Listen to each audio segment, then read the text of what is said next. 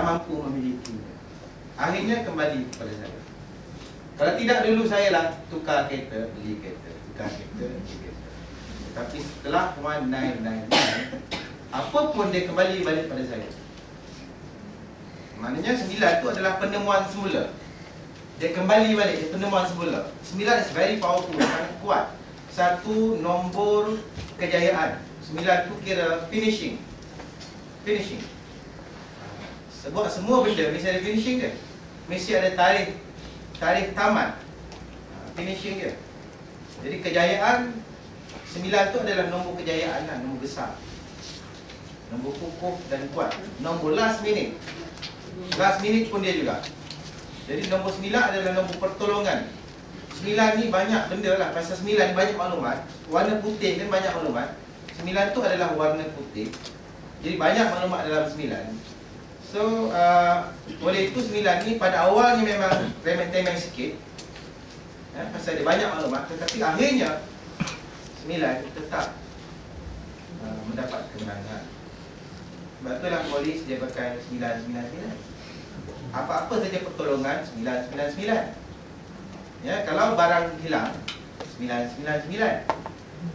Nanti akan bertemulah balik barang tu. Kan? Jadi apa yang saya nak kongsi bersama pada malam ini adalah tentang number ni bukan satu kebetulan, malah dia satu program ketetapan dalam kita punya gen, dalam kita punya nucleus cell, ya, yang menentukan sifat-sifat kita, karakter kita, yang setakat ni ahli sains tahu. Tetapi ahli sains tidak tahu sebenarnya di dalam pada peristiwa ada berbagai-bagai maklumat dalam kita punya kromosom. Ya. Jadi kalau sekiranya kita makin banyak visi, makin banyak peristiwa, makin banyak maklumat, makin hebat kita punya nucleus cell. Bukan dalam nucleus cell, dalam satu sel ada nucleus, satu titik nucleus. Dalam sel tu kecil, nucleus satu titik, dalam satu ruang itu, dalam kecil. Dalam nucleus itu pula, disitulah gen kita, kromosom kita. Jadi macam kromosom manusia berpasangan 23, so 46. Nombor 46 itu sendiri, ya, mempunyai pengertian yang boleh kita terjemahkan. Maknanya apabila kita tak faham sesuatu benda yang tersirat, terjemahkan dengan nombor. Why 46? Bukan semangat apa pun lah. Jadi kalau nombor tu kita tak kenal pasti semangat atau sifat atau karakternya, maka dia tidak menjadi apa-apa pada kita, tidak memberi apa-apa makna untuk kebaikan. Tapi bila sampai masanya, kalau dia buruk, jadilah buruk.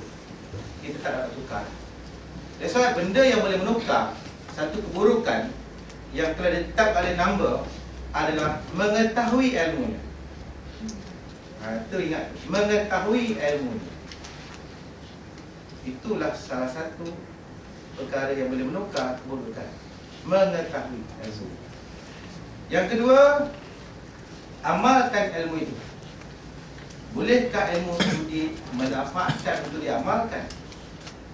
Kalau dia tak boleh diamalkan, ilmu itu tak dapat dimanfaatkan juga untuk orang yang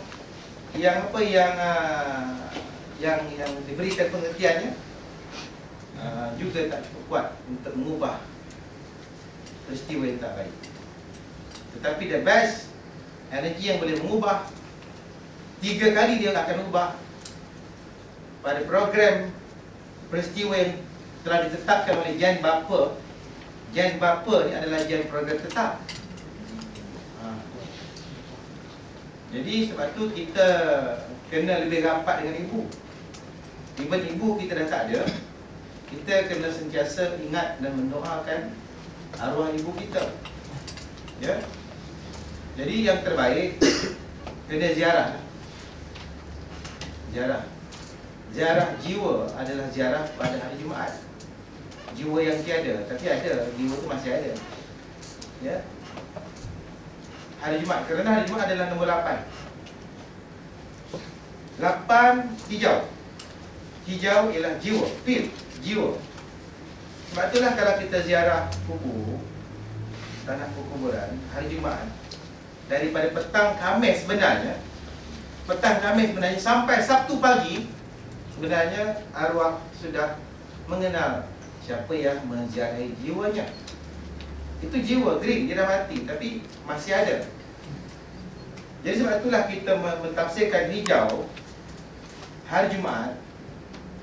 Dan kenapa arwah begitu kenal dengan mereka-mereka yang menziarahi dia pada hari Jumaat, tidak pada hari lain. Jadi sebab simbolik nombor 8 tadi. Jadi 8 itu bermakna tekanan jiwa boleh, atau kematian. Tiada jiwa lagi.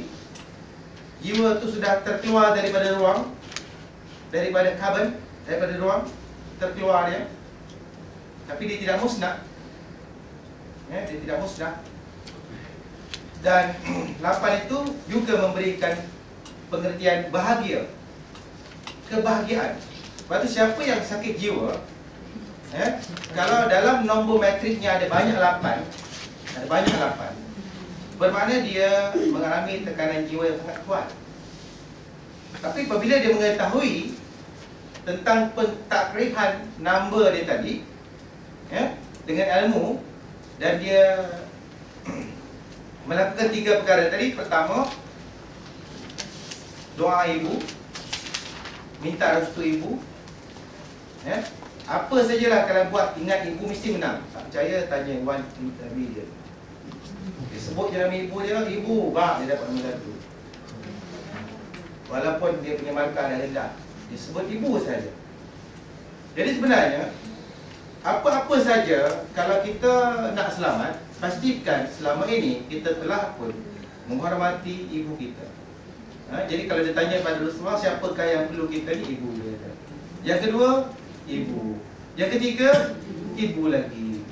Maknanya dalam konsep ini kita dapati ibu adalah apa? Ibu adalah masa yang boleh mengubah semua ketetapan program yang tak baik yang datang daripada gen bapa.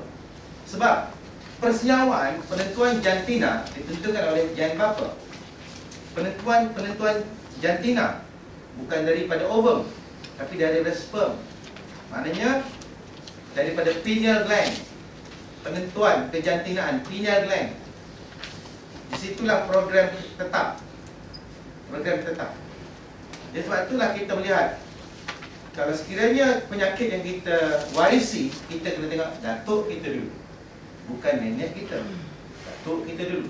Jadi kalau datuk kita samsing dulu sebagai seorang perompak, dan dia nak merompak, nak kaya, nak hebat, dia banyak pakai benda-benda yang ini, maka dia boleh mempengaruhi pada cucu dia, mempengaruhi cucunya. Jadi maknanya, kalau sekiranya kita kira number, kalau kita kira number ni, kenapa kita buat segitiga terbalik?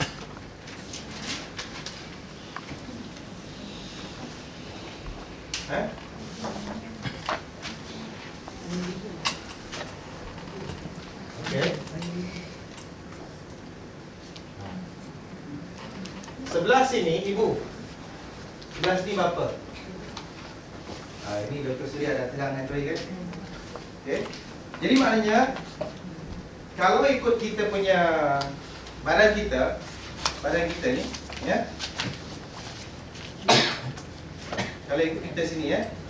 Okey. Jadi dari sini ibu, ni bapa. Ini terbalik kan ni? Sebab dunia semua terbalik. Segala-galanya terbalik. Ilmu memang terbalik. Tak boleh fahami ilmu tanpa memahami yang tersirat.